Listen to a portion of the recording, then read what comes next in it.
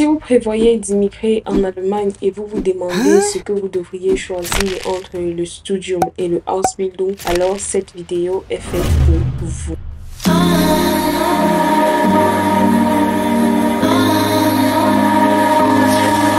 Salut, moi c'est Ashley, je suis une étudiante en Allemagne et sur cette chaîne on parle de tout ce qui tourne autour de la vie des étudiants en Allemagne.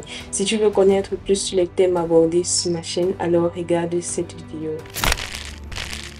Ausbildung est un programme de formation professionnelle qui dure 2 à 3 ans et au cours duquel vous êtes rémunéré dès votre première année. Dans la formation, en fait, combine l'apprentissage en entreprise avec des heures de théorie passées dans les écoles en fait. Si on veut prendre par exemple le cas de la formation en soins infirmiers, ce que la plupart des personnes font ici en Allemagne, voilà, ils auront des heures qu'ils seront obligés de passer à l'école avec les cours, la théorie, et d'autres heures qui seront obligés de passer à l'hôpital ou dans les ambulances, ça va dépendamment de leur programme de formation. Donc à la fin de la formation, en fait, vous obtenez un certificat professionnel reconnu par l'État allemand.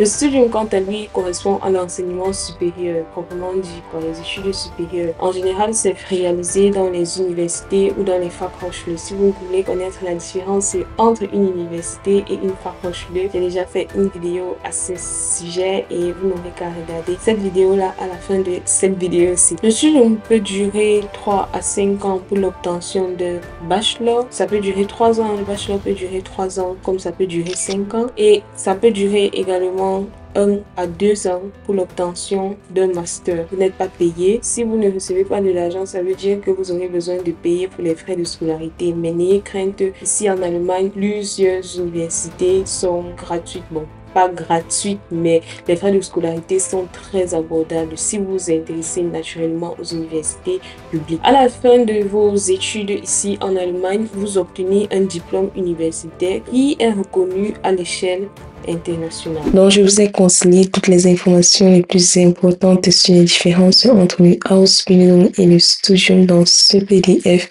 totalement gratuit que vous pourrez télécharger en cliquant sur le lien qui se trouve dans la description. Donc, n'oubliez pas de télécharger votre PDF totalement gratuit à la fin de cette vidéo. Maintenant, passons aux avantages et aux inconvénients.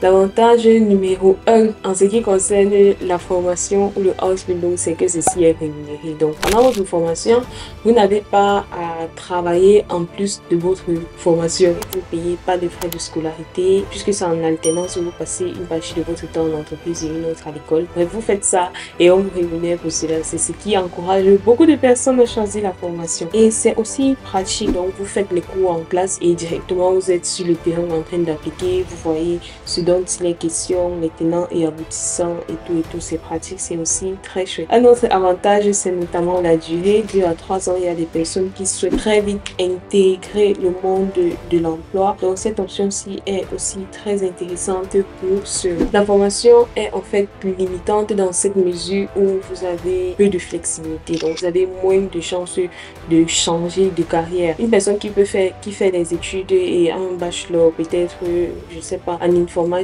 après peut décider de faire data science, peut décider de faire ci, ça, c'est ça.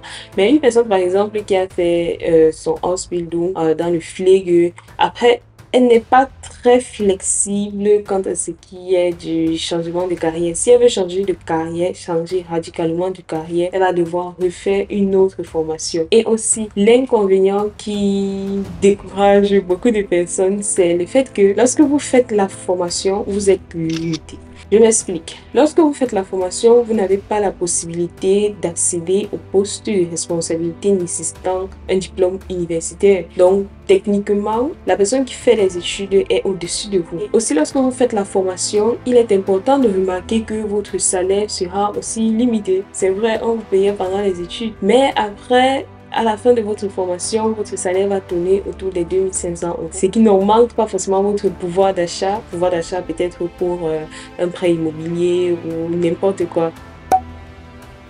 Dans le premier avantage, c'est d'abord le large éventail de disciplines et de spécialisations. Franchement, quand je cherchais même ma filière ici en Allemagne, J'ai découvert tellement de filières, mais c'est ouf en fait. Il y a trop de choix, il y a trop de possibilités, mais aussi il y a la possibilité de se spécialiser dans cette discipline-là. Donc, quand vous faites des études, vous avez la possibilité plus tard de faire un doctorat qui est notamment très bien bon, pour les personnes qui aiment la recherche et ces choses-là. Vous avez la possibilité de participer au programme d'échange et vous bénéficiez également des avantages du statut d'étudiant ici en Allemagne. Par ailleurs, un avantage qui donne aussi beaucoup de points à l'Allemagne, c'est que les diplômes que vous obtenez au terme de vos études ici en Allemagne sont reconnus à l'échelle internationale. Donc, c'est donc ainsi que vous sont ouvertes les portes du marché du travail dans le monde entier. Mais avant que vos yeux ne brillent et que vous vous dites, bon, ça va, je ne choisis plus la formation, je choisis plutôt le studium,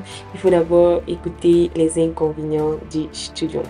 L'inconvénient principal, le premier inconvénient du studium, c'est que c'est difficile. Pas que c'est difficile, mais étant donné qu'on ne vous rémunère pas comme dans le cas de la formation, vous allez devoir vous prendre en charge. Vous allez devoir prendre vos études et votre subsistance en charge. En gros, vous allez devoir jongler entre les études et le travail. Et ce n'est pas toujours très évident.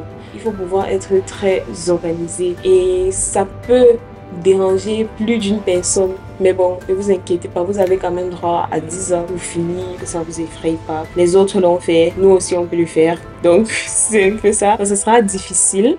Il y a les possibilités d'endettement, ça peut arriver. Il y a les possibilités de burn-out également. Et pour être sincère avec vous, comparé au Ausbildung, l'insertion dans le monde du travail, en ce qui concerne le studium, peut prendre plus de temps, mais ce n'est pas pour dire que vous avez moins de chance en fait. Et un autre inconvénient du studium, c'est qu'il y a moins de pratiques professionnelles directes. Surtout pour les personnes qui sont dans les universités et pas dans les Fachhochschulen. Ça va un peu faire beaucoup de théorie. Ça peut aussi être un inconvénient à considérer. Maintenant qu'on a présenté d'un point de vue général le Ausbildung et le studium, vous vous demandez certainement comment faire pour faire le bon choix entre ces deux différentes orientations.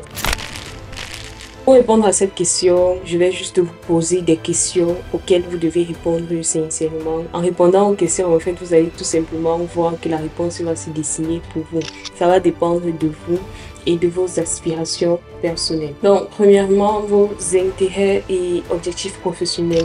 Est-ce que vous êtes plus du genre carrière académique ou vous êtes plus du genre métier pratique? Vous pouvez tracer tout simplement un tableau et cocher les cases. Mais avant de passer à cette étape, il faut d'abord que vous sachiez si vous êtes même d'abord admissible à faire une formation ou des études ici en Allemagne, parce que ça ne servira à rien de se lancer dans la procédure alors que au fond, vous n'êtes même pas éligible. Donc, allons-y. Donc, si par exemple, vous êtes plus carrière académique, ça fait déjà un point pour le studium. Si par contre, vous êtes plus pratique, totalement pratique, ça fait un point pour le Ausbildung. Et maintenant, vous devez aussi considérer votre situation financière. Est-ce que vous pouvez vous permettre de passer encore beaucoup d'années sur les bancs sans toucher de l'argent? Donc, est-ce que vous êtes encore jeune? Vous pouvez encore vous permettre de passer du temps sur les bancs? Ou voilà, vous voulez déjà très rapidement avoir des rentrées d'argent. Si vous voulez rapidement avoir des rentrées d'argent, franchement, c'est le Ausbildung qui est fait pour vous à tous les coups, parce que le studium, ça va sûrement vous mettre dans les problèmes. Pendant la période de studium, en fait, mais après le studium, vous allez sortir des problèmes. Mais si vous voulez vite toucher l'argent, c'est le Ausbildung qui est fait pour vous, parce que ça ne dure que 2 à 3 ans. Par contre, pour les personnes qui sont encore jeunes, même si vous êtes jeune, genre 18, 19 ans, 20 ans, et que vous êtes pressé de toucher l'argent, si vous avez la possibilité de faire le studium, vraiment faites le studium. Et si vous savez aussi que vous pouvez encore mettre votre tête sur l'école, vraiment, il faut faire le studium, parce que les personnes qui font le studium, en fait, peuvent, si ça coince à un moment donné, virer vers le Ausbildung. Mais lorsque vous venez pour faire exclusivement le Ausbildung, ça peut être un peu plus compliqué de virer vers le studium, surtout si en venant pour faire le Ausbildung, vous n'aviez pas de DS-Rat2 ou de test-là. Il faut aussi considérer vos compétences. Est-ce que vous êtes du genre, c'est vrai, après, le studium n'est pas aussi si dur que ça, vraiment, c'est faisable. Mais est-ce que quand le prof parle là, vous sentez quand même que vous comprenez un peu, vous sentez quand même que ça donne un peu? Si c'est le cas, oui, faites le studium. Mais si vous voyez que vous avez besoin de trop struggle avec l'école, vous voyez que c'est pas votre tasse adapté. Franchement, je pense que le house building serait idéal pour vous. Après, il faut aussi regarder vos perspectives d'emploi. Est-ce que vous êtes du genre à vous dire, ok, j'aimerais me lever un matin et changer de carrière, ou est-ce que vous êtes du genre à vous dire, voilà, je choisis la carrière si je veux faire ça. Je suis sûre et certaine que je veux faire ça. Et si vous êtes sûr et certaine que vous voulez faire ce pourquoi vous êtes choisi, vraiment, c'est le house building. Dans le house building aussi, il y a plusieurs différentes spécialités. Mécatronique, électrotechnique, il n'y a pas que le flic dont on parle beaucoup, c'est juste que maintenant l'Allemagne en a beaucoup besoin, mais il y a aussi plusieurs domaines. Donc ça c'est pour ce qui est de l'emploi. Maintenant, ce que je pense, c'est que si vous êtes encore jeune, si vous sentez que vous êtes encore fit pour rester, passer encore quelques 3-5 années sur les bancs, voilà, vous n'êtes pas encore pressé de toucher de l'argent forcément, ou il n'y a pas une très grosse pression sur vous. Moi, je pense que le studio est idéal pour vous. Mais même si vous n'êtes pas jeune et que vous, voilà, vous avez une certaine passion pour les études, vous voulez étudier, franchement, étudier, hein. Chacun a ses problèmes sur cette terre. Donc, ça, c'est vraiment comme vous le sentez. Il n'y a pas de règle universelle. C'est comme vous le sentez. C'est comme ça vous parle. Il faut juste vous écouter.